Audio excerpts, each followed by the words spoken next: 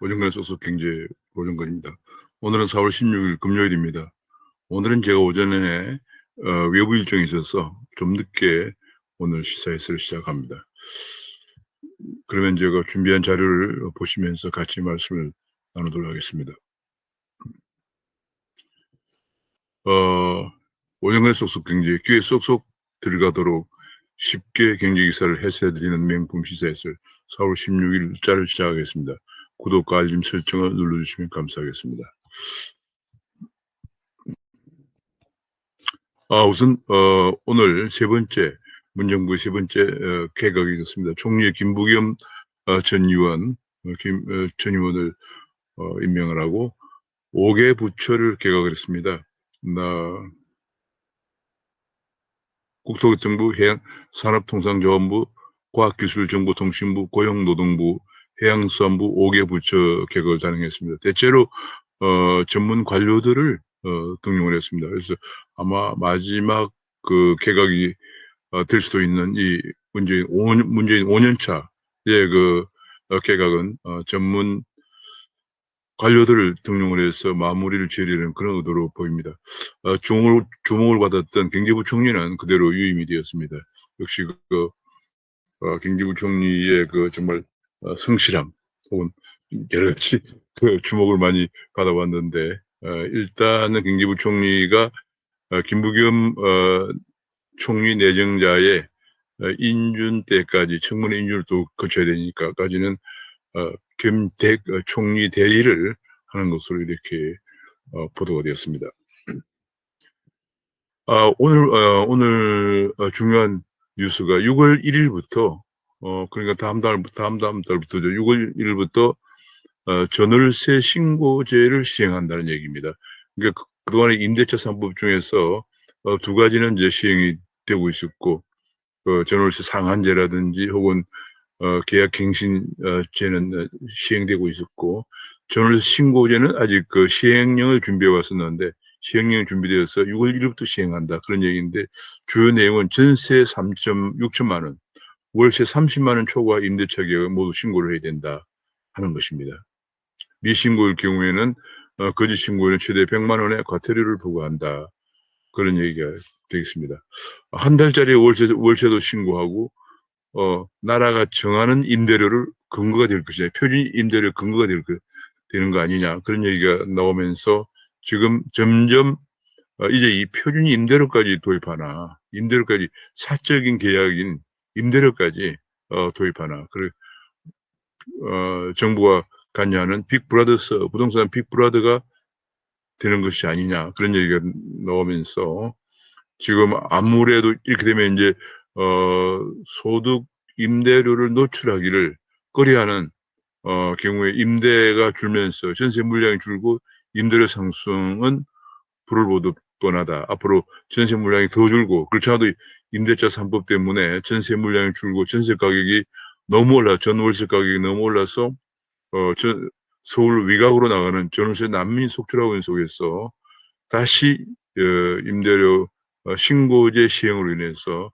전월세 물량이 줄고 임대료 상승이 올라갈 것이다. 상승은 될 것이다 하는 그런 전문가들의 우려에 섞인 진단이 나오고 있습니다.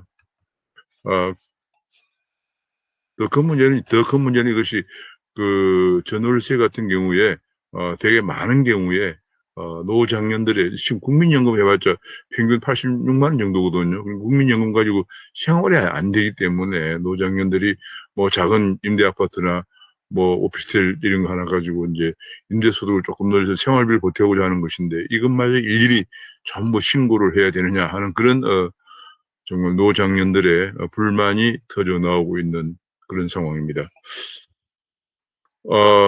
서울시에서 2040 서울 플랜이라는 부동산 관련 업무 보고를 보고했었는데 서울 한강변의 아파트를 35층에서 50층으로 올리는 논의가 시작이 되었다고 합니다. 최종적인 안은 7월 중에 발표될 것이다. 그런 보도가 나왔습니다. 지금 방역 관련해가지고 이스라엘은 18일부터 야외 마스크를 벗는다. 세계에서 가장 접종률이 높은 이스라엘이죠. 이스라엘의 50 인구의 절반이 넘는 57%가 코로나 바이러스 백신 접종을 모두 마쳤다고 합니다. 그래서 18일부터 야외에서 마스크를 벗을 수 있게 되었다. 그런 보도가 나와서 부러움을 사고 있습니다. 이스라엘은 현재까지 인구의 57%가 백신 2회 접종을 모두 마무리했고 1회 접종한 사람까지 합하면 접종자 비율이 61.7%에 달하고 있다고 합니다. 그러나 문재인 정부는 백신 절벽으로 방역 무능을 여실히 드러내고 있는 상황입니다. 지금 계속적으로 화이자 500만 회분도 3분기로 3월에서 6월 달에 2분기에 도입하기로 했던 화이자 500만 회분도 3분기로 밀릴 듯이 되고요. 지금 백신을 장담했던 백신 장담은 헛말이 되어가고 있다 하는 그 우리가 계속 나오고 있습니다. 지금 현재 모더나는 계약이 없고 얀센은 지금 확신이 없는 그런 상태 속에서 현재 들어온 것으로 확정이 된 것은 아스트라제네카 105만 명분, 화이자 20만 분, 아스트라제네카 428만 명분, 428만 명분, 화이자 350만 명분, 이런 정도밖에 안 되고요. 얀센이나 모더나나 노바백스는 지금 현재 협의 중이다. 이런 상태라서 지금 상반기에 예정했던 1150만 명의 접종은 사실상 물 건너 가고 있고요. 이렇게 되면 금년 11월에 집단 면역을 하려고 했던 그런 계획도 사실상 물 건너가고 있는 것이 아니냐, 그런 지적이 나오고 있습니다. 한국은 1차 접종도 2.6%밖에 안 되는데, 앞에 이스라엘 같은 경우에는 지금 2차 접종이 벌써 57%가 된 상황인데, 우리는 1차 접종도 2.6%밖에 안 되는 상황인데, 미국은 3차 접종까지 한다. 부스트 샷이라고 그래가지고 좀 더 확실하게 보강하기 위해서 3차 접종까지 한다고 나왔기 때문에 우리에게 올 백신이 없다, 그런 얘기입니다. 미국은 지금 화이자나 모더나를 공급을 확대해서 6억 회분을 확보를 했다, 그런 얘기가 나오고 있고요. 유럽 연합도 화이자 5천만 회분을 조기 공급할 것이다, 그런 얘기가 나오고 2023년까지 18억 회분을 협상 중이다, 이렇게 나오기 때문에 지금 미국은 3차 접종을 얘기하고 있고, 유럽 연합도 2023년까지 18억 회분을 협상 중이라고 하니까 한국에 돌아올 백신이 없는 그런 상황입니다. 지금 미국의 백신 부스터 샷이라고 그래서 부스터 샷, 효과를 보강하기 위한 3차 접종을 부스터 샷이라고 하는데, 이 부스터 샷을 계획하고 있기 때문에 지금 화이자 CEO도 미국의 2+1, 2번 접종하는 것이 효과가 있고, 그 다음에 +1, 확실하게 효과를 보강하는 접종까지 언급을 하고 있는 상황이라서 한국의 백신 도입은 최악의 상황으로 가고 있다, 그런 얘기입니다. 지금 EU까지도 내년까지 2023년까지 확보에 나서고 있기 때문에 우리는 지금 웃돈이라도 줘서 구해야 될 그런 상황이다, 그런 얘기입니다. 지금 현재 이것의 경우에 지난번에 제가 이 자료를 보니까 대기업의 경우에 대기업에서 지금 이런 일이 있었다고 합니다. 화이자의 경우에 300만 회분을 추가를 물량을 확보했는데, 이것은 그 대기업이 개발했던 최소 잔여형 주사기라고 하는 것을 생산업체가 화이자의 측에 최소 잔여형 주사기는 한 병당 접종 5회분을 6회분으로 늘릴 수 있는 그런 주사기인데, 그 주사기를 제공한다는 것을 가지고 협상을 300만 명분을 더 확보했다고 합니다. 그러니까 이게 지금 말이죠. 정부가 그야말로 능력 없는 지금 질병청 당국에 맡겨둬서는 안 되고, 이런 식으로 지금 글로벌 기업들이 나서야 된다, 그런 얘기입니다. 지금 의료계나 학계 총동원돼야 되고요. 대미 백신 외국에 총력을 기울여야 되고, 국내 대기업이나 제약사들이 글로벌 인맥을 최대한 활용하면서 해서 지금 안전성이 보장된 백신을 화이자라든지 이런 모더나 같은 백신을 구하는 것이 가장 지금 시급한 과제입니다. 지금 질병걸 능력도 없는, 하지도 못하고 있는 질병 관리증에 맡겨두고 있다가는 우리 국민들의 생명이 지금. 그리고 코로나가 계속 확산됨에 따라 치명타를 받고 있는 경제가 담보가 안 되는 그런 상황이기 때문에 지금 의료계나 학계가 혹은 야당까지 다 제약까지 다 총동원해서 대미 백신 외교의 총력전을 해야 되고요. 지금 결국 미국이 키를 쥐고 있거든요. 왜냐하면 미국에서 화이자와 모더나를 생산하기 때문에 국내 대기업이나 제약사들의 글로벌 인맥을 활용해야 한다. 제가 엊그제 제가 특집 방송 특집 심층분석으로 말씀을 드렸습니다만은 결과적으로 대기업이나 제약사들의 글로벌 인맥을 최대한 활용해서 활용하는 것이 가장 바람직하다. 지금 능력이 없는 게 드러난 한심 이스라엘은 50%가 넘게 2차 접종까지 끝낸 상황에서 우리는 1차 접종도 2%대에 머물고 있고 지금 백신도 지금 확보가 얼마가 되었는지조차도 불투명하게 한 상황. 투명하게 공개하지도 않고 있는 그런 질병체계 국민의 생명과 우리 경제를 맡겨들고 있을 수는 없는 거지 않습니까? 그래서 지금 현재 세계는 백신 패권을 노리고 있는데 한국은 백신 대란이다. 그런 얘기가 지금 나오고 있고요. 그러다 보니 이제 이재명이나 박형준 같은 광역지자체장의 독자 방역을 꺼냈다고 합니다. 특히 이제 이재명은 백신 자체적 도입을 검토하고 있다. 그런 얘기를 했고요. 오세훈도 준해 서울행 방역안을 마련하겠다. 그런 얘기를 했는데 정부는 중대본과 협의하고 조율하는 것이 원칙이다.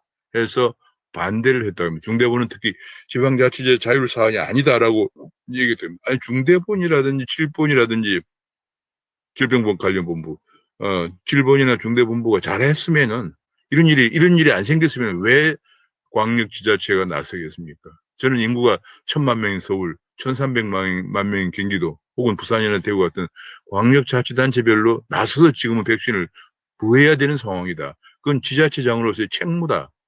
지자체장으로서 그 지자체 내에 주민들의 생명과 경제를 살리는 것이 책무죠. 가장 큰 책무죠.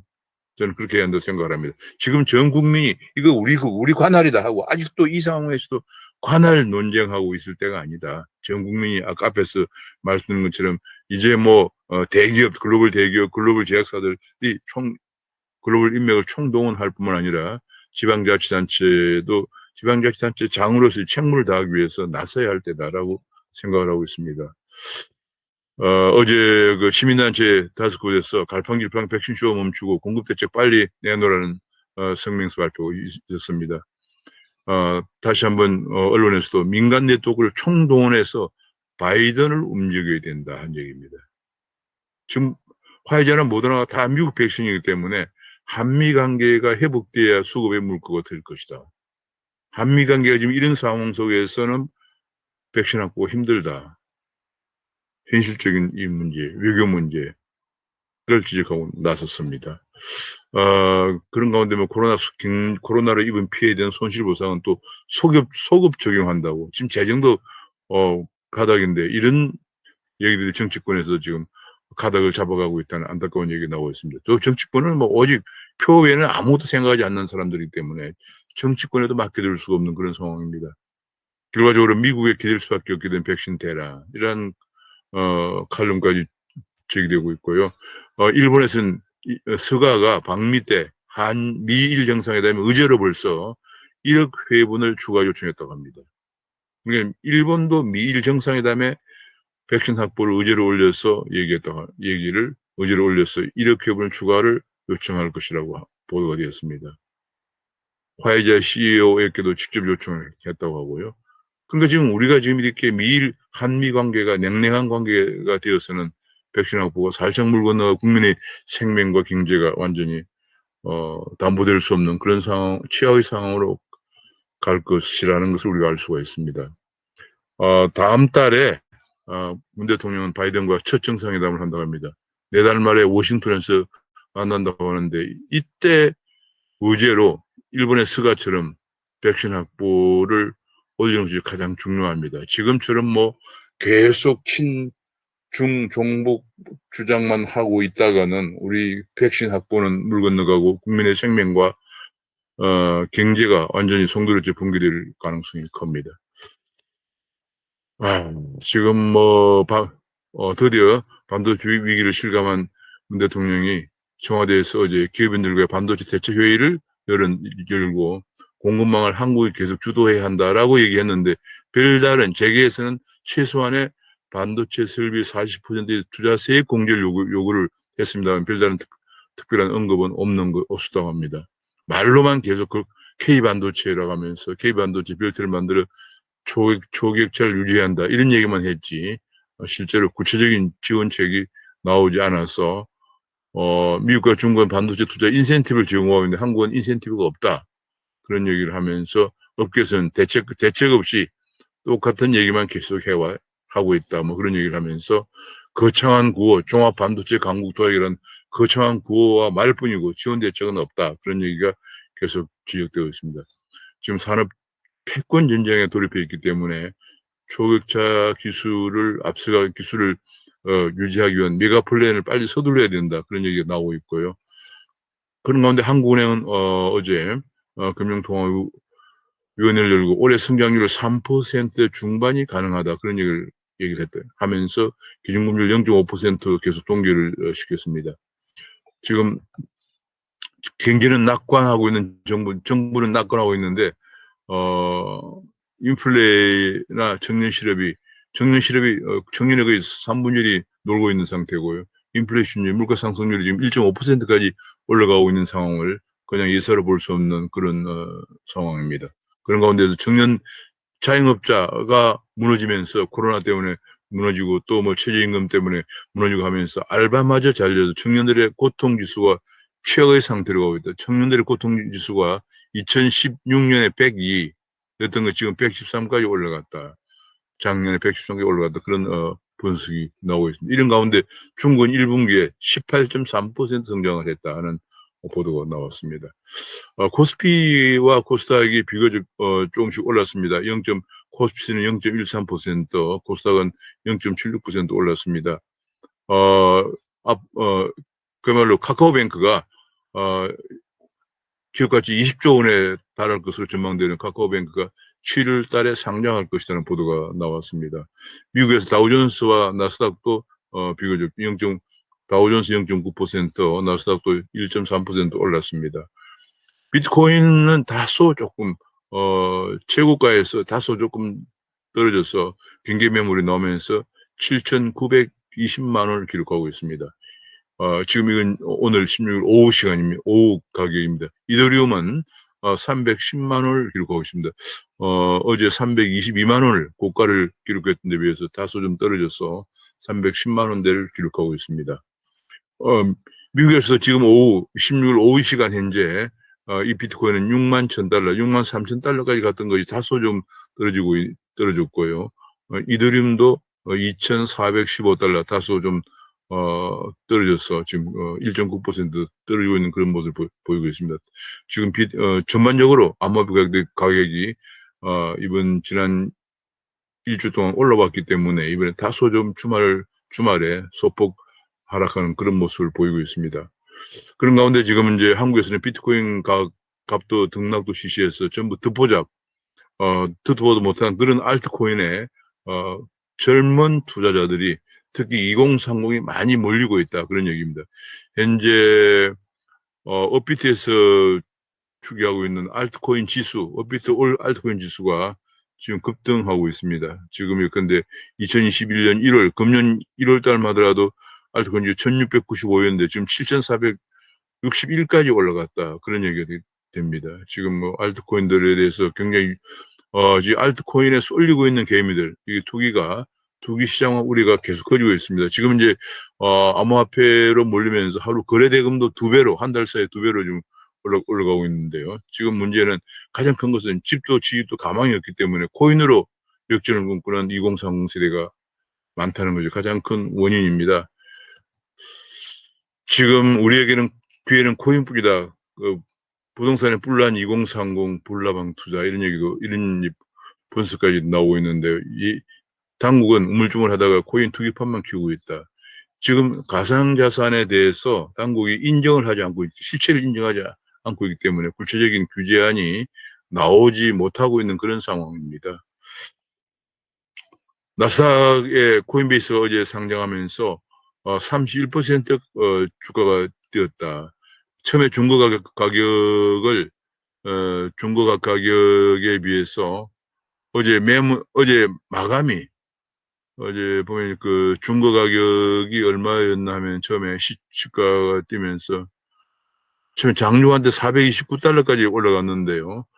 나중에 매물이 늘어나면서 328달러에 마감을 했는데 이것은 중고 가격 대비 31%가 상승한 것이라고 합니다. 그래서 성공적으로 코스닥에 나스닥에 데뷔를 했다. 그런 얘기가 그런 분석이 나왔습니다. 어제 중고가격 코인베이스 중고가격 250달러였는데 장중한테 429달러까지 갔다가 320달러에 마감하면서 중고가격 대비 31%를 뛰면서 화려한 데뷔를 했다. 그런 얘기 나오면서 결과적으로 이것이 암호화폐 제도권 진입을 예고하는 것이다. 제도권에 진입했다. 이런 분석이 나오는가 하면은 파월은 투기적이다 해서 경고를 하고 나왔습니다. 지금 결과적으로 미국이 지금 그 암호화폐에 대해서 다소 좀 적극적으로 나오지 중국에 비해서 미국은 좀 적극적으로 나오지 않고 있는 그런 문제가 이미 제도권으로 파고들고 있는데도 화폐에 대해서 소극적으로 대응하고 있다. 그런 얘기가 나오고 있고요. 지금 그렇게 되면서 9년 전에 방 2개 아파트에서 코인베이스 설립한 이 암스트롱이라는 설립자가 주목을 받고 있습니다.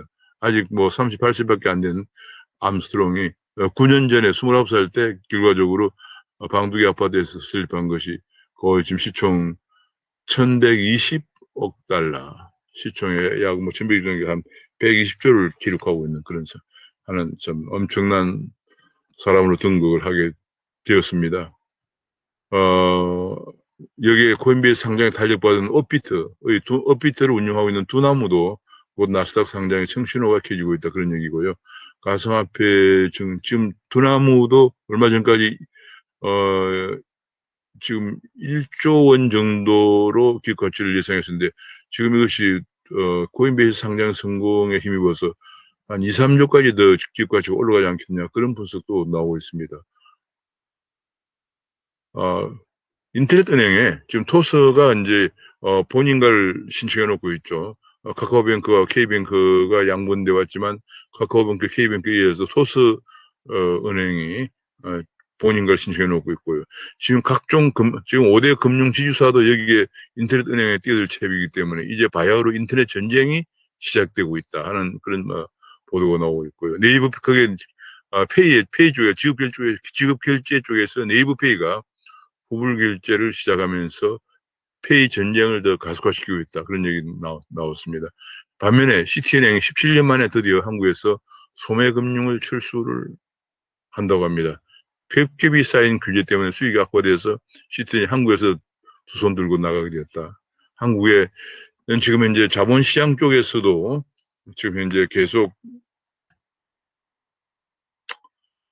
뉴욕에 미국 자본시장 상장이 크게 늘어나고 있고요.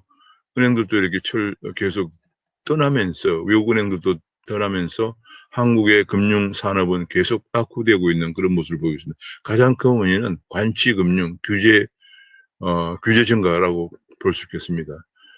지금 시티은행의 그 결과 시티은행에 나온 소매 금융 매물을 누가 가져가느냐 하는 그런 문제가 지금 다시 은행권의 지각 변동 신호탄으로 될 것이다 하는 분석이 나오고 있는데 또 한 가지는 지금 코로나 급전 때문에 불법 사채 피해가 5배나 늘었다 하는 얘기입니다. 지금 이제 불법 사채가 작년에 신고 접수된 피해만 5,160건이라고 합니다. 이것이 이제 과거에 비해서 5배나 늘었다 그런 얘기입니다. 이게 지금 이렇게 많이 늘면서 이것이 전년에 2019년에 1,048건이었는데 2020년에 5,160건으로 늘었다는 겁니다. 아주 보통 문제가 아닌데 왜냐하면 불법 사채는 금리가 워낙 높기 때문에 400%까지 연이자를 내야 되는 그런 불법 사채에 내몰리면은 법정 내몰리면 살 수가 없는데 왜냐면 뭐 예컨대 1,000만 원 빌리면 이자만 4천만 원을 내야 한다는 얘기죠. 그런데 최고 법적 금리까지 20%로 낮추게 되면 더욱더 많은 사람들이 제도권 금융에서 금융을 쓰지 못하고 불법 사채로 내몰리게 될 것입니다. 지금 미국발 법인세 인상 문제에 찬반 논쟁이 많습니다. 결과적으로 세율마다, 나라마다 세율 구조, 주세 구조가 다르기 때문에 신중한 대처가 필요하다는 지적이 나오고 있고, 현재 CPTPP에 우리는 가입하고 있지 못한데 가입 신청이 빠를수록 좋다는 견해가 있는가 하면, 지금 현재 있는가 하면은 한편으로는 지금 현재는 미국과 중국이 창피하는 것처럼 다자무역 체제에서 블록 중심으로 가고 있기 때문에 다자무역 체제가 좀 철진한 유행가가 아니냐, 그런 지적도 나오고 있습니다. 그러나 제 생각으로는 뭐 CPTPP, 어쨌든 우리가 그런 쪽에 가입을 하면서 미국도 가입할 거기 때문에 중국과 미국과의 블록에 대항하려면은 우리가 어느 한쪽에 가입해서 그 힘을 바탕으로 해서 그 힘을 지렛대로 해서 중국 블록에 대항하는 그런 것이 필요하지 않나 싶습니다. 공식 조사로도 확인된 보호 해체 농간, 보를 해체한 강에서 건강이나 영산강 쪽에서 더 녹조 현상이 심화되었다 하는 것이 심화되고, 반면에 보를 해체하지 않은 낙동강 쪽은 더 수질이 좋아졌다는 분석 보고서가 나왔기 때문에 이제는 이 문제에 관해서 어느 정도 좀, 더구나 농번기도 다가오고 있는데 계속 그 보물을 수문을 개방한다든지 보를 해체하다든지 이런 얘기가 더 이상 좀 안 나왔으면 좋겠습니다. 코로나로 학력이 저하가 격차가 심한데 교사들은 한사코, 이거는 뭐 전교조뿐만 아니라 한국교원단체 연합도 평가를 거부한다. 교사들은 그냥 평가를 거부한다는 거예요. 교사의 자질이 어떻는지를 뭐 봐야 돼. 한번 교육대학이나 사범대학을 나오면 평생 그냥 아무 평가 없이 가서는 학생들의 그 기초학력 저하 문제가 해결될 수가 없겠죠. 후쿠시마 원전 오염수 방출에 대해서 수산물 소비 위축으로 업계가 고사할 것이라는 수협이나 수산단체 규탄 성명이 있는 가운데 정부는 실효성 없는 제소 국제 재판소의 제소에만 매달리고 절차에 돌입해서 한일 관계가 더욱더 최악의 관계로 갈 것인가 하는 그런 전망이 나오고 있는 가운데, 외교부에서 국제재판소는 검토를 했지만은 피해 입장이 어렵다. 우리 외교부에서도 그런 결론을 내렸다고 합니다. 정말 지금 현재 한일 관계, 또 우리 한중 관계 이런 걸, 한미 관계 이런 거 보면서 실패한 조선말을 되풀이할 것인가 하는 그런 지적이 나오고 있는 상황이고요. 서울시에서 양대 노총에 2년간 40억을 지원했다니까. 그전에 또 얼마씩을 지원했는지 모르겠습니다. 노동단체에도, 각종 노동단체에도 3억 원을 지원했다. 얼마 전에 서울시에서 지난 5년간 3,300여 시민단체에다가, 좌파 시민단체에다가 7천억 원을 지원했다. 그런 또 보도가 나왔죠. 지금 뭐 캐면 캘수록 지금 서울뿐이겠습니까? 각종 부산 각종 좌파 광역지자체에서 얼마나 많은 좌파 시민단체와 노조에 지원을 했는지 명명백백하게 밝혀져야 할 것이라고 생각됩니다. 지금 미국에서 대북 전담부 청문회가 열리면서 한국의 인권 실태까지 집중 점검하면서 한국 민주주의가 거꾸로 간다는 그런 지적이 나오고 있고요. 북의 정보 전달을 한국이 막고 있다, 그런 얘기가 나오면서 문정부의 민주주의 역행이 민주주의 도를 넘었다. 그런 미 의회의 청문회에서 한국이 난타를 당하고 있는 그런 안타까운 모습입니다. 문정부는 북과 대화하려 한국의 언론 자유를 희생시키고 있다는 그런 지적도 나오고 있습니다. 현재 정계 개편 중에서 야당이 윤석열의 시간을 끝까지 갈 것인가, 윤석열이 끝까지 갈 수 있을 것인가, 지금 검증 절차를 안 거쳤기 때문에 그런 문제와, 그 다음에 여당 쪽에서는 이재명 포비아를 극복할 수 있나, 친문 쪽에서. 왜냐하면 이재명은 친문이 아닌 걸로 이렇게 분석이 되고 있습니다. 그래서 여야 간에 윤석열과 이재명이 좀 중요한 정가의 인물로, 중요한 키로 등장을 하고 있는 그런 상황입니다. 오늘은 좀 늦게, 오전 외부 일정 때문에 좀 늦게 오늘 시사 해설을 말씀드렸습니다. 오늘은 여기서 마치겠습니다. 감사합니다.